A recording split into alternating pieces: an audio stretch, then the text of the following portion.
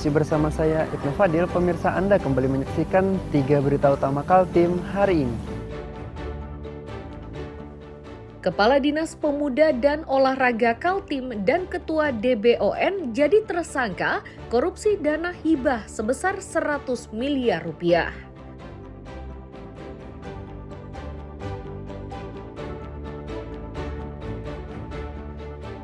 Kepulangan prajurit TNI yang bertugas di Papua disambut gembira oleh keluarga.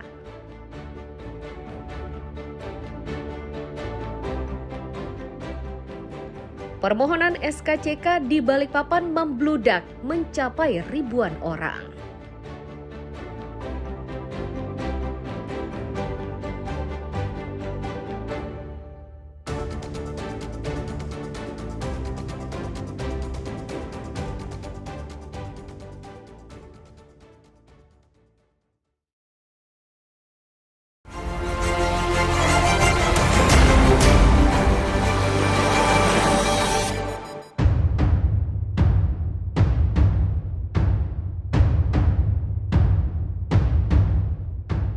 Dalam rekaman video amatir terlihat seseorang tergeletak di aspal dalam kondisi tidak lagi bergerak. Lokasi kejadiannya di kawasan Jalan Panglima M. Nor, Sempaja Selatan, Samarinda Utara, Sabtu siang. Terungkap korban adalah seorang perempuan pengendara motor. Untuk memastikan sebabnya, polisi masih memburu mobil yang terlibat kecelakaan dengan korban.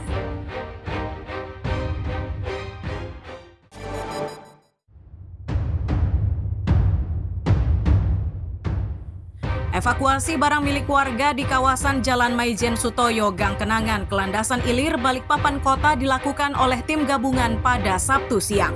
Proses ini harus dilakukan dengan cepat menyusul longsornya tanah di kawasan tersebut. Untuk mengantisipasi kemungkinan buruk, rumah tersebut dipasangi garis polisi. Ini dimaksudkan agar pemiliknya tidak dulu masuk ke dalam rumah hingga situasinya dinyatakan sudah aman.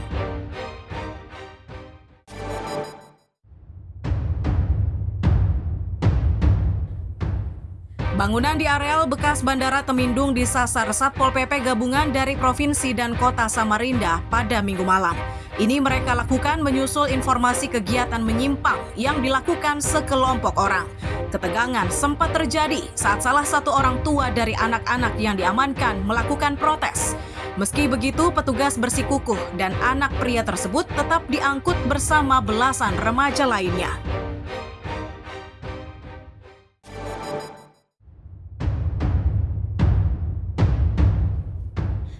Pria yang digelandang polisi di Samarinda ini merupakan salah satu tersangka pembuatan bom Molotov di Samarinda.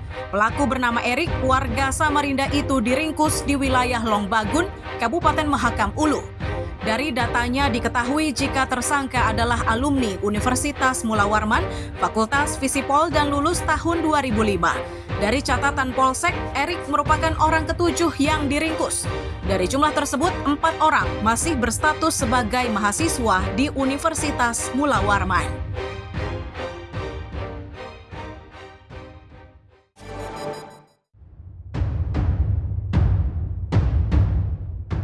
Bus 3 Putri mengalami kecelakaan di kilometer 9 Jalan Soekarno-Hatta, Balikpapan Utara pada Selasa siang. Kecelakaan ini menyebabkan bagian depan bus rusak cukup parah akibat menabrak pohon yang ada di lereng perbukitan. Peristiwa ini bermula saat pengemudi bus berhenti dan turun dari dalam mobil untuk mengambil uang melalui ATM. Saat itulah tiba-tiba bus meluncur dan keluar dari badan jalan. Polisi memastikan peristiwa ini tidak memakan korban jiwa.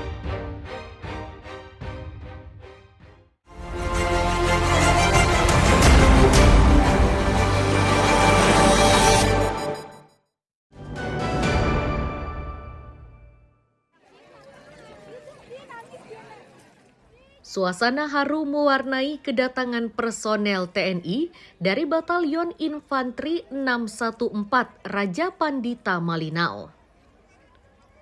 Ini terjadi saat 450 prajurit tiba di batalion usai menjalankan tugas di Papua selama 24 bulan. Berbagai rupa dilakukan oleh keluarga maupun istri saat menyambut kedatangan para personel TNI tersebut. Komandan Batalion menyatakan ratusan personelnya ini selama berada di Papua melakukan sejumlah kegiatan, mulai dari pembangunan pembangkit listrik tenaga air, pembuatan jalan, membuka lahan pertanian. Selain itu, mereka juga memberikan makanan tambahan bergizi kepada masyarakat, pembangunan masjid dan gereja, serta kegiatan sosial lainnya. Ini telah selesai melaksanakan penugasan di wilayah Papua, membawa 450 personil, berangkat 450 personil kembali dalam keadaan sehat dan lengkap semuanya. Kami selaku Komandan Batalion sangat bersyukur dengan pelaksanaan penugasan kami di wilayah Papua, bisa membawa personil kami 450 lengkap sehat semuanya. Kemudian kami melaksanakan penugasan di wilayah Papua, yaitu di Provinsi Papua Pegunungan, Kabupaten Lanijaya, Kabupaten Tolikara dan Membramoraya, dan di Jaya Wijaya yaitu Wamena. Kami 14 bulan bersama dengan prajurit Satgas Yonif 16 Raja Pandita diterima baik oleh seluruh masyarakat wilayah Papua, khususnya wilayah Papua Pegunungan, wilayah jajaran pos kami. Adapun kegiatan yang kami lakukan yaitu kegiatan-kegiatan pendekatan kepada masyarakat, dan kami pun juga melaksanakan kegiatan pembuatan pembangkit listrik tenaga mikrohidro. Ada 3 buah yang kita buat untuk masyarakat, yaitu di 3 distrik. Proses penyambutan prajurit TNI juga dilakukan melalui upacara. Mereka memastikan akan siap kapanpun ditugaskan oleh negara untuk membantu masyarakat dan mengamankan kedaulatan NKRI. Mustafa dan Amir Hamzah melaporkan dari Malinau, Kalimantan Utara.